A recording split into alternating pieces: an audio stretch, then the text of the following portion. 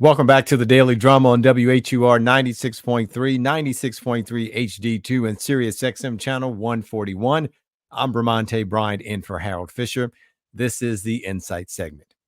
Well, whether you want to believe it or not, voting does matter. And with Kamala Harris's stunning rise to the top of the Democratic presidential ticket, the focus on the black vote has become even more pronounced than usual. That vote can tilt the Electoral College, and that college decides the presidential election. But most folks don't know a whole lot about the Electoral College. And tonight, we're going to talk about its history and the impact of the black vote.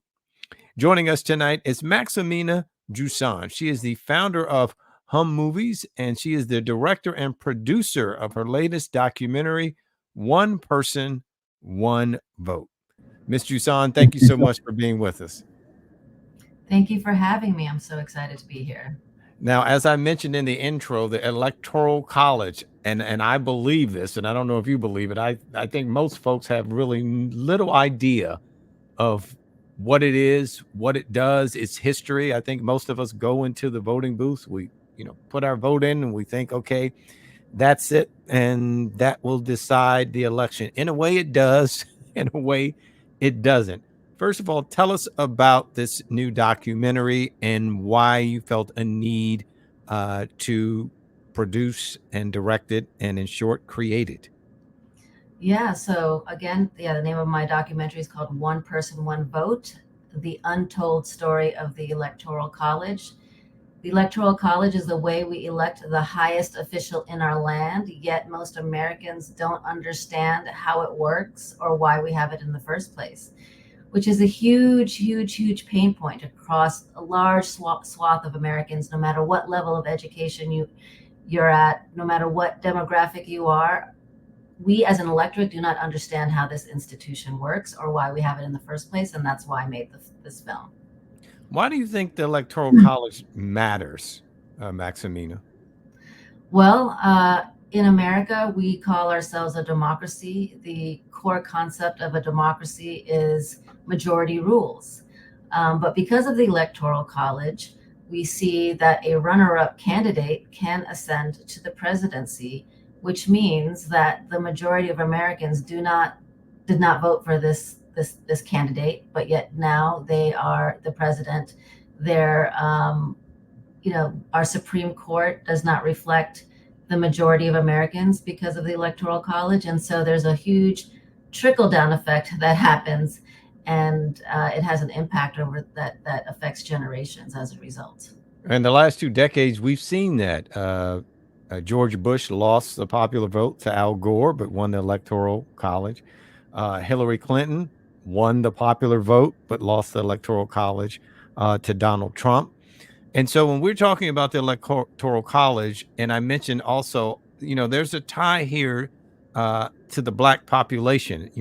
I hasten to say the black voter, because in the beginning, the Electoral College is really established. There's a tie to slavery there. Let's talk a little bit about that and why the Electoral College even came to be. Because most folks would think, why do we need it? We just count who gained the most votes, and that's it. Yeah, well, there's a huge tie to slavery, which most people don't know about. When people talk about the Electoral College today, they say that, oh, well, it's an institution that protects small states. When in fact that's not true. That's a myth, because really the Electoral College protects swing states, and swing states are both large and small. What most people don't know, if you go back to the Constitutional Convention, it was a private closed-door event. They did not want any press there. There were 13 states at the time, and they wanted to be able to speak candidly about the Constitution, about how the Constitution would be written and what would go into it. And a big topic that was discussed every day was slavery. And at the time, we had 13 states, about 3 million people in the United States across these 13 states, 700,000 of which were enslaved. And they were concentrated in the major slaveholding states like Virginia, Maryland, North and South Carolina, and Georgia. And these states were really afraid that slavery was going to get taken away from them. And not only that, states like Virginia were comprised of about 40% enslaved people, who could not vote, and they refused to give them the ability to vote or make them citizens. And so an indirect method of voting was what was placed on the table. And ultimately, in the end, that's what won out. They wanted to be able to count enslaved people for purpose of representation in Congress, as well as votes in the Electoral College, without actually making them citizens or giving them the right to vote. And so this is the driving force for the reason why the Electoral College was created, but most Americans don't even know this history. Maximina, most folks would hear that history that you've just recounted and say, well, wait a minute. It sort of started on the backs of Black folks. They might see now today the Electoral College may disproportionately, maybe even disenfranchise the Black vote. Do you see it that way? Did you find that in your research? Does it appear throughout your documentary? We do draw the line from the very beginning. So when we talk about how the Electoral College was created, and then we move forward in time and we talk about how that impacted history. And, one of those things is the election of Thomas Jefferson, which people don't realize. There was this thing called the Three-Fifths Compromise, which tends to be misinterpreted as three-fifths of a person. But really what it was three-fifths of a population. That population was enslaved people. Three-fifths of enslaved people were counted towards representation and towards more votes for electing the president. And because of that bonus, that surplus of electoral votes that Southern states got from counting enslaved people without giving them any rights, Thomas Jefferson was elected. If you took those electoral votes based off of the Three-Fifths Compromise away, John Adams would have been reelected, correct? we talk about that in the film, and it's very shocking information for most people, because Thomas Jefferson is such a huge figure, right, in our American history. But, had it not been for the boost that was given to disproportionate power, essentially, that was given to Southern states for being able to count their enslaved people for purposes of representation and votes in the Electoral College, that you see that Thomas Jefferson was elected. And there was even a headline in a Boston newspaper that said, Thomas Jefferson rides into the Temple of Liberty on the backs of slaves. So it was something that people realized back then. But that history has been forgotten over the course of centuries. Well, I think what's so important that you point out that, I think for the purpose of impact, when you hear that, you hear folks who will say, especially in the Black community, hey, they only saw us as three-fifths of a person. But again, the larger point was obviously the slaveholders wanted slaves to be counted as one full person to up their population. But the compromise was to say, the northern states said, well, okay, what we'll do is we'll let you count them as three-fifths. So it really wouldn't be such a great number, but it still gave them something. But symbolically, to your point, I think that three-fifths gives the impression it's like, Black folks really weren't even counted as human, but really it was a power thing. Yes, it was So about yeah. So with that, here we are in 2024. And this isn't the first time, Maximina, folks have been talking about this. There has been a push to say, listen, it's only in the presidential election that the popular vote is not supreme. Why can't we change that so that all voters will feel franchised, big or small? Why is there a push not to eliminate the Electoral College and just make it a popular vote as it is in every other election? Well, unfortunately today it's seen as this really partisan issue. Really, the party that is benefiting from it at the time tends to support the Electoral College. There was a point in time where there was a lot Republican support for abolishing the Electoral College because of the perceived blue wall. When Obama was president, for example, you had very high-ranking Republicans campaigning for what is called the National Popular Vote Interstate Compact, which is another thing that we talk about in the film, where states would, instead of allocating your electoral votes to the net popular vote winner in your state, those states then agree to allocate their electoral votes to the popular vote winner in the country.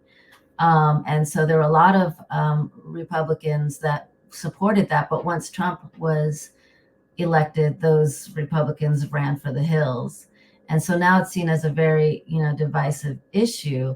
But a lot of it has to do with partisan politics. And so my film, One Person, One Vote, focuses on the people and the process, not the politicians are ancillary. Because really, at the end of the day, you've got disenfranchised voters of both parties.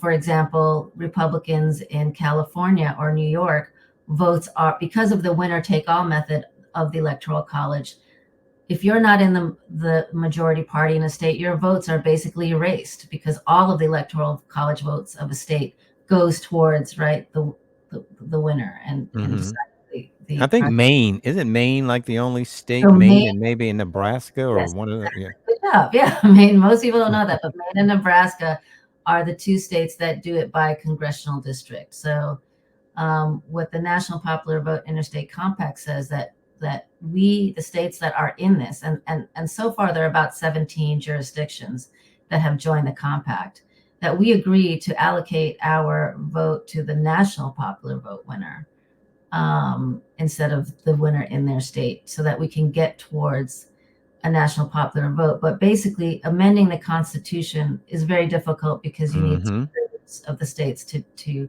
agree to an amendment. Whereas this bill that we talk about in the film is really something that abides by the Constitution, that where states can basically decide how they want to allocate their electoral votes, without, constitutional amendment. So I take it you would like to see the Electoral College abolished. Would that be correct? Well, so I, as a filmmaker, I consider myself a fly on the wall of history. I don't consider myself to be a Michael Moore, where I'm telling you exactly what to think. The Hmm. goal of my film is to show all sides, and give the audience their agency to decide, what they feel, how they feel they want to mobilize against this issue.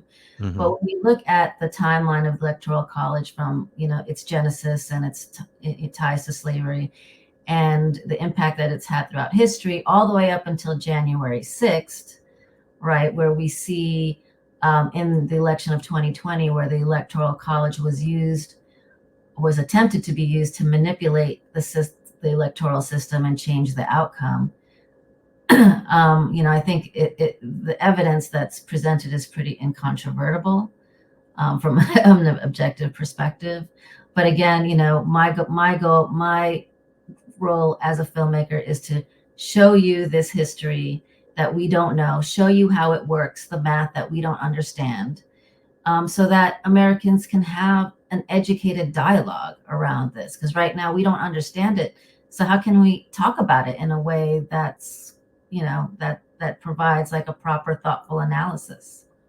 I want to talk a little bit more about how the 2020 election may impact, be a part of this conversation, and even maybe within the film, some of the things you may have learned, maybe that you didn't know before as you worked through the film. Maybe you knew everything going into it, but usually I hear from filmmakers, they say, "Hey, I learned this through my research that I didn't know about." So I want to talk a little bit more about that, and also how it may affect, this election, and especially the change.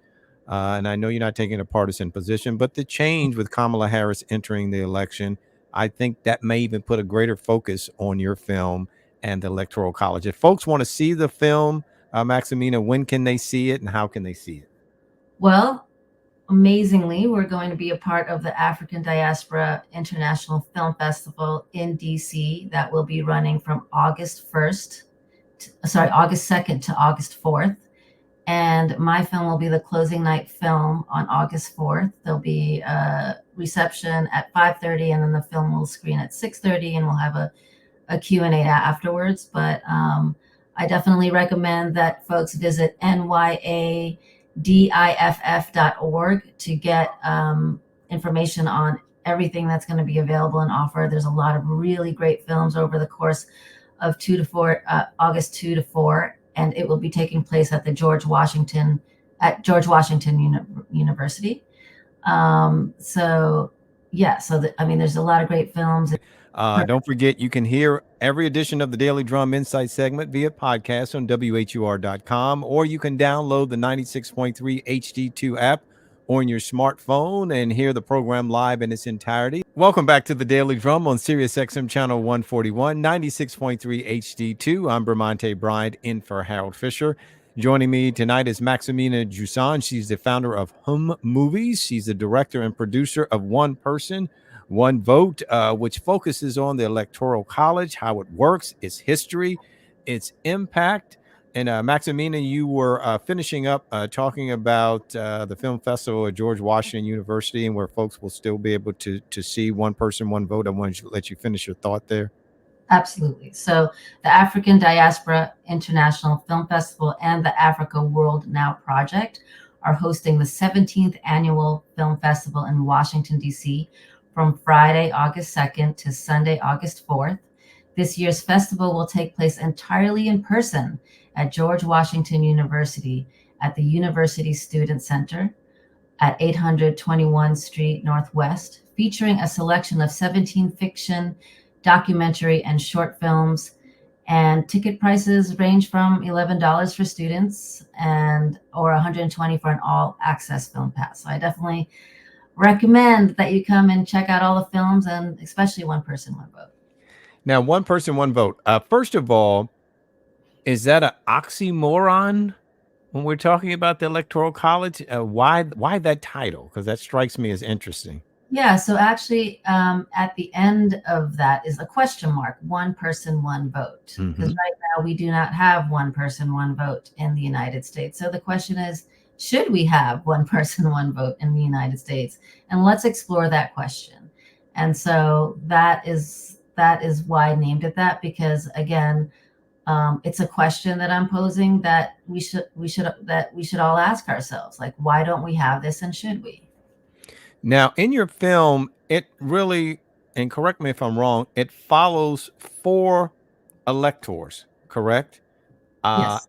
And follows them why? To see what they think, to see how they'll vote. Because what folks need to know is, and maybe you should explain this, when we're talking about the Electoral College, we go in, we vote, but each state really sets aside a certain number of folks who then decide, well, maybe we'll follow the popular vote of the state, but they may say, I don't know.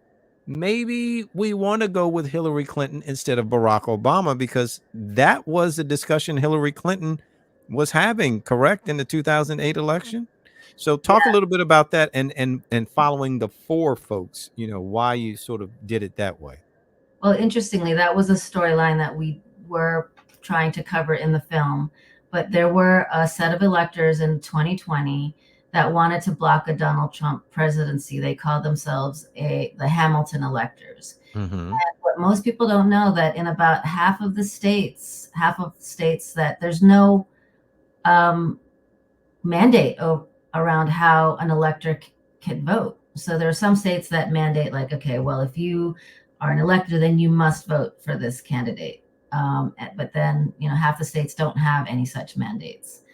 So in these unprecedented times we're living in, right, we have no idea if there'll be a group of what they call rogue or faithless electors that'll say, hey, we're going to do our own thing, and there's no consequence against that. Now, the reason why I wanted to follow 4 electors was because the Electoral College is this vague, opaque process, and I wanted to put a human face on the process. And so to learn about the cogs and the wheels of the Electoral College through 4 electors: one Democrat, one Republican, one Green Party elector, and one Kanye West elector. All of them hail from the state of Colorado, and all of them have very different motivations. But, they've all decided to be engaged in the process of being an elector, even though some of them don't even agree with the Electoral College. I thought that it was really important for us to understand the inner workings and how it works, that, in every state, you've got a slate of electors for every single candidate. So you're not voting for that candidate, you're voting for the slate of electors. So that's kind of, what you learn about in the film. But you also learn about how the Electoral College is being used to manipulate the system. For example, our Kanye West elector was recruited by GOP operatives who were hoping to siphon votes away from Joe Biden um, by, voting for Kanye West instead, with the assumption being that, Black folks vote a certain way, which is Democrat. And if we put a Black candidate on the ballot, who's been popular in Black culture and media, that the Black folks will vote for him instead. And so that then gives the Republican candidate an advantage and perhaps a chance to win all of the electoral votes in Colorado, if that makes sense. It does. But it's a very complicated system. It's when you asked me if I learned something new, I literally learned something new about the Electoral College every day that I was working on this film, because it's such a network of intricate, complex network of rules and regulations that differs from state to state, that it's really impossible to learn everything. I mean, even me making a film, dedicating my life and my work every single day to learning about it, I'm still learning new stuff about this thing. And so, why do we have a system that is so complicated that the vast majority of Americans can't understand it, yet it's how we elect the highest official in our land? And so the reason why I made this film, because we as an electorate deserve to understand. And so here is, this foundational level of information that kind of teaches why we have it in the first place, and just some of the high level mechanics that gets us to a place where we are empowered to talk about this and figure out what its role in the future of our democracy should be. You use the word empowered, and I think that's appropriate on my next thought, is that it would seem to me that, historically the Black community has felt that their voting power has been constantly under attack, and knowing the power of it. And I'm wondering if, when we look at the Electoral College, if your documentary, in terms of your research and what you found, has it been more particularly harmful to particular communities, however you would define that? If we define it as marginalized communities, or if we're more specific and we say Black communities, did you find any of that, to where you found that particular communities were harmed more so than others through the Electoral College, if you want to frame it in that way? Okay, yeah. I mean, I think there's different ways of looking at it. If we're looking specifically through, the lens of Black folks, when you look at states that were, formerly slaveholding states, right? And you've got high populations of Black folks in those states for that reason. They're there in those states because they were forced to be there, right? But those states also tend to be red states, and Black voters tend to be blue voters. So that means that their state, that their votes are, because they were basically brought to these states in these areas, their votes are not counted in a presidential election because they are part of the voting minority. So yes, I think in particular that does harm, Black votes in those particular states.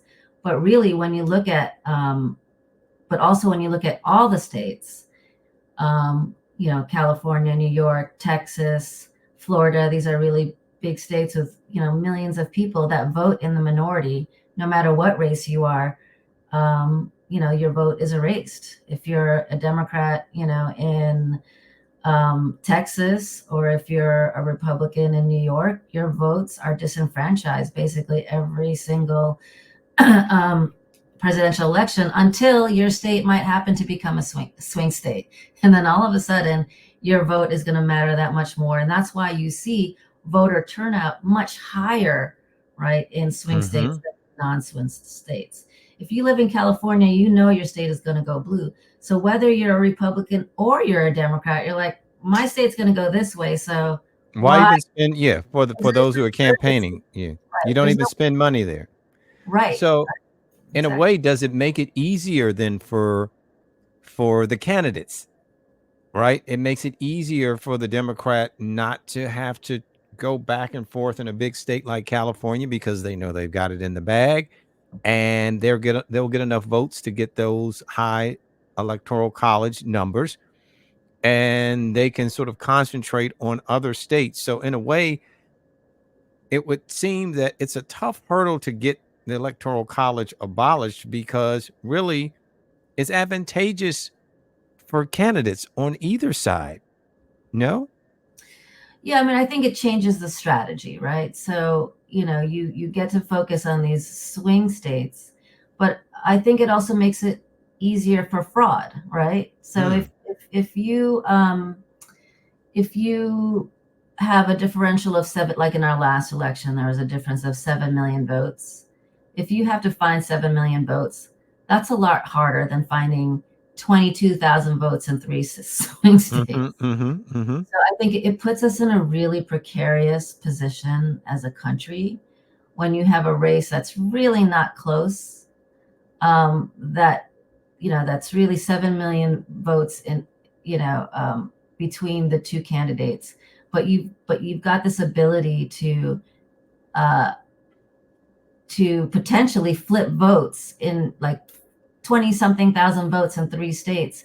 That to me provides a lot more temptation, right, for Mhm.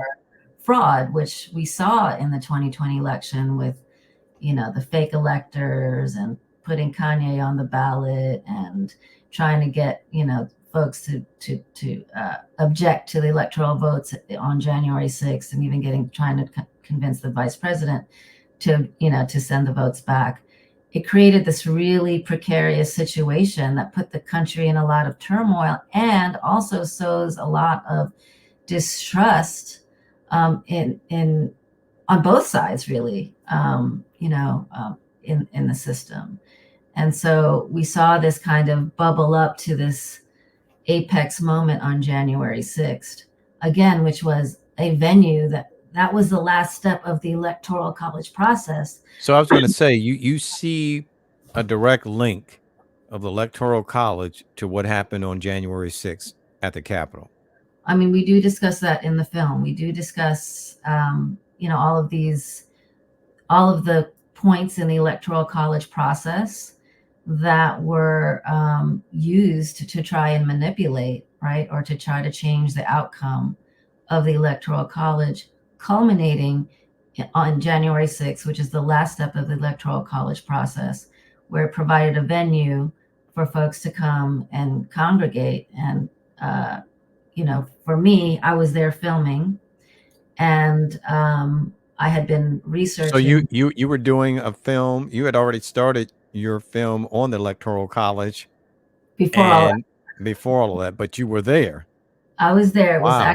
It was the last step of the electoral college process, and I had been following the electors. So I said, I want to, my goal was to show the whole process. And so I decided to go to the Capitol and film what was happening on the ground.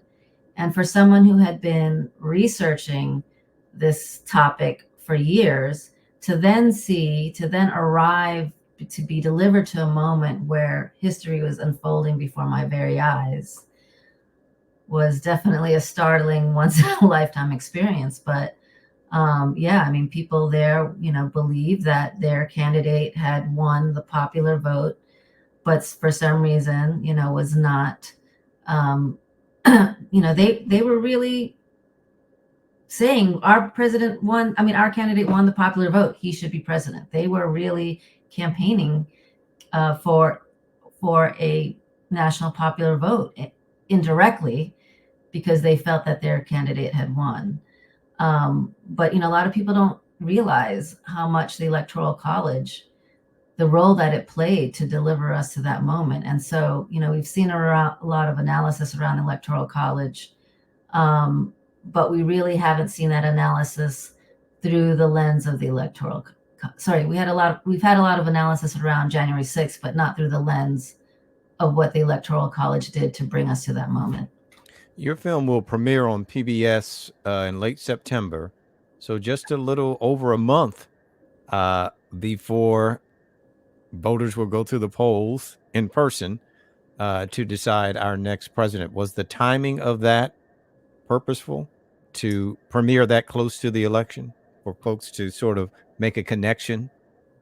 I knew that I had to finish this film, by this year because I was covering the 2020 election, so it needed to come out before 2024. But like you said, when I started making this film, I didn't know that the 2020 election was going to unfold the way it did, and I was intending for this film to be finished sooner, but there was a pandemic and there's a whole bunch of things that happened. Although I didn't necessarily plan for it to be released right before the election, I think the timing was divine. It worked out the way it was supposed to. It's going to be released at a time where people are going to be thinking about the Electoral College. The Electoral College will be top of mind in the national conversation, and hopefully they'll take the time to watch this film so they could understand this process, which is so important, which impacts us so deeply in this country and also reverberates around the world. I think, again, going back to the word empowered, we really need to be empowered to be able to talk about this, to understand it, right? And, as we go into the booth, understand strategically, like what's happening here, what's happening here. How should we be thinking strategically about the Electoral College as we're, campaigning, as we're thinking about, what that impact is going to be to our country ultimately. Do you think the impact of Kamala Harris entering the race has already been, I would say, stunning, monumental. You look at the numbers in terms of money that she's raised, the refocus, seemingly, of the Democratic Party.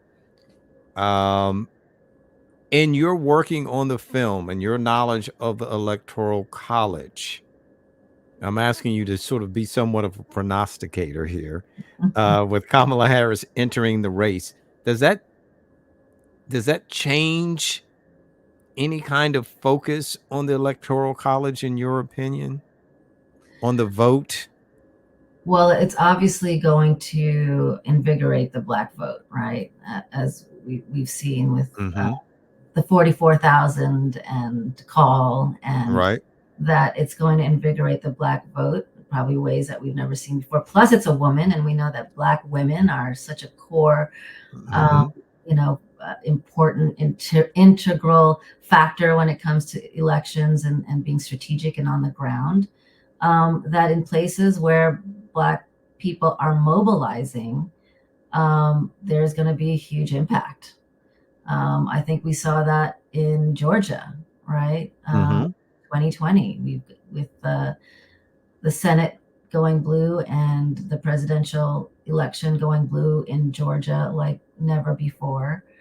So I think in that way, I think that in terms of thinking strategically, and where the Black vote is, that it's going to make a big impact for sure. Based on what we've talked about already, you can see where a conversation, once you sort of learn about what the Electoral College is, what it does, how it works, who the electors are, how they are chosen, education is the key, information is the key. And I think once folks start tossing that around, it really becomes like, what? Huh? Really? Why do we have this? How does it work? Why is it advantageous? Does it really help the small states? Some still argue, by the way, that it still is advantageous for small states. But I think I heard you say very early that you believe that's a falsehood, that it's still, it could, if it comes down to Maine and their 3 Electoral College votes. We looked at Gore and Bush, right? Couldn't a little small state make a difference? Well, again, if you look at how campaign funds are spent, over 90% of campaign funds are spent in swing states, and swing Hmm. states are both large and small. But that preference, right, for swing states doesn't just happen during the elections. It happens in between when presidents are thinking about policy. They're going to want to keep those swing states happy, especially if you're an incumbent. You're going to want to keep those swing states happy by enacting policies that are beneficial to those swing states. And so right now, the swing states, if you look at them, they're both big and small. So yes, a small state, if you're looking at if it's a difference between one or two votes, a small state could make a difference. But, a lot of times Maine right now is not a swing state. So it's really the swing states, what they're looking at, where they're spending their money over 90%. That's huge. That's huge. And yeah, so the small protecting the small state thing is really a myth. Hmm. That there's also a counterpoint, Maximina, that the Electoral College, though we didn't see it in 2020, can really help make the transition in terms of the election, right, a lot smoother. Where if you're calling for a recount and it's just a popular vote, that's a lot of votes to recount, right? That say a candidate says, I want to recount, and you're talking about recounting the counts in the whole nation, unless it's just a state, Mhm. versus where you have the Electoral College, that's a little easier. Mhm. So I would think that might be a counter argument to keeping Yeah. the Electoral College, Mhm. right? Yeah, I hear that argument, but really, the way elections are run, they're run by the states, right? The Secretary of State and of each state basically runs the election in each state. And usually, when there's an issue, it's an issue in a certain state, like in Florida, for example, with the hanging chads in the election of 2000. Um, it's not a situation where you have to recount the entire country. The issues are usually isolated to a certain state. Now, if you were going by the popular vote, for example, in both 2000 and 2016, then we would have known the night of who the winner was, Mm-hmm. because the vote differential was so wide, right? And with Mm-hmm. 3 million votes or 7 million votes, or in 2000, 500,000 votes, that you would have known that very night who the winner was. But because of the Electoral College, and one state going one way or the other can completely change the outcome, right? Just a few hundred votes in the state of Florida could change the outcome.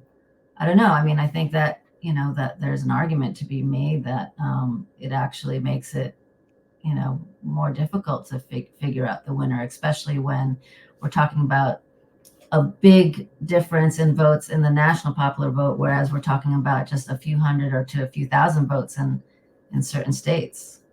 I know you followed four electors. Number one, how did you decide to choose them?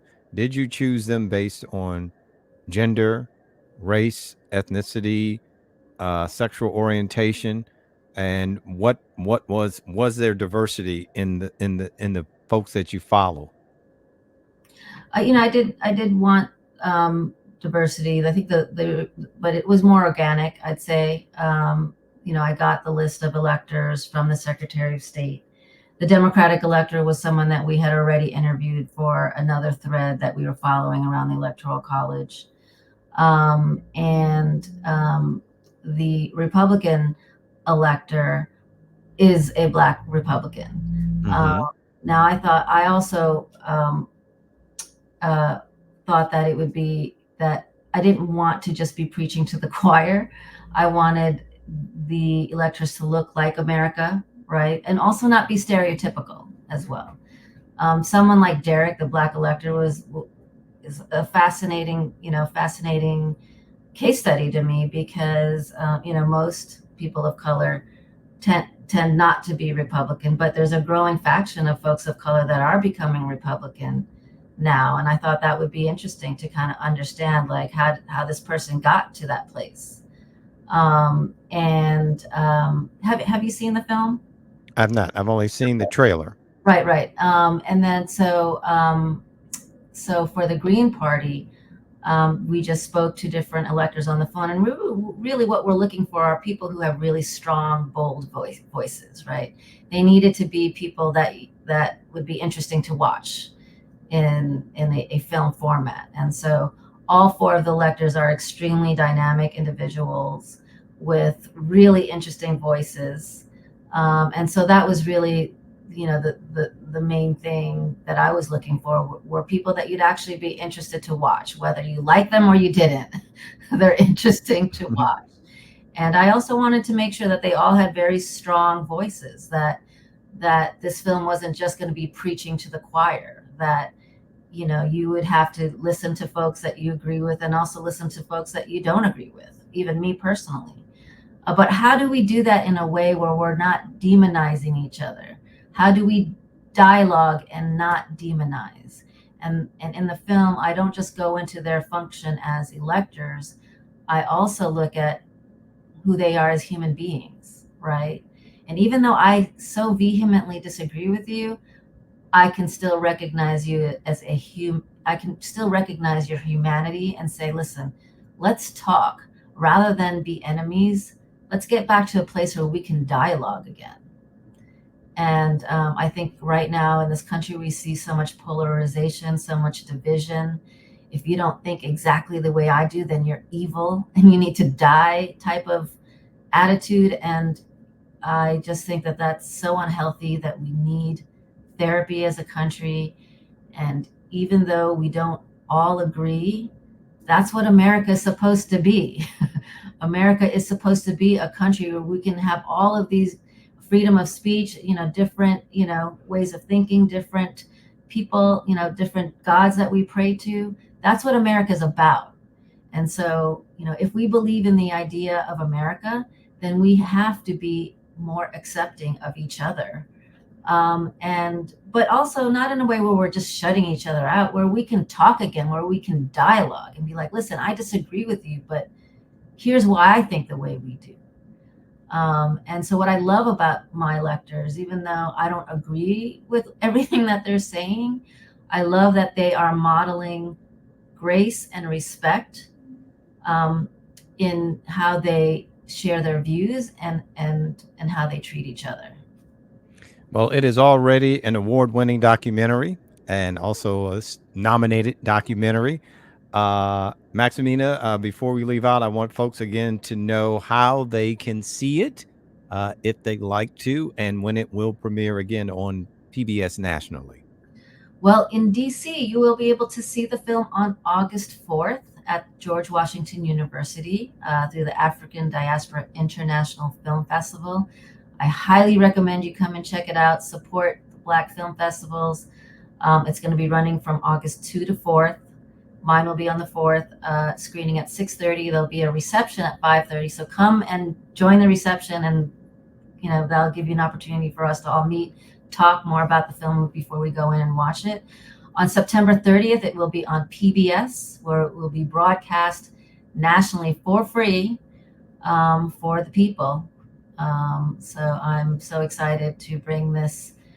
Is my love letter to the country to, how do we get to a more perfect union? And knowledge is power. So let's get that knowledge so that we can have that power. She is Maximina Jusson. She is the director and producer of One Person, One Vote. And it has a question mark after that, which makes it very interesting. One person, one vote with the question mark. Maximina Jusson, thank you so much for being with us, and all the best on the premiere of the documentary and of the success that you've had thus far with it. And we'll keep our eye out on the Electoral College because it's coming up in a couple of months. And so I'm sure your documentary will hit the point and will refocus us on this system that we've had for over 200 years. But thank you so much for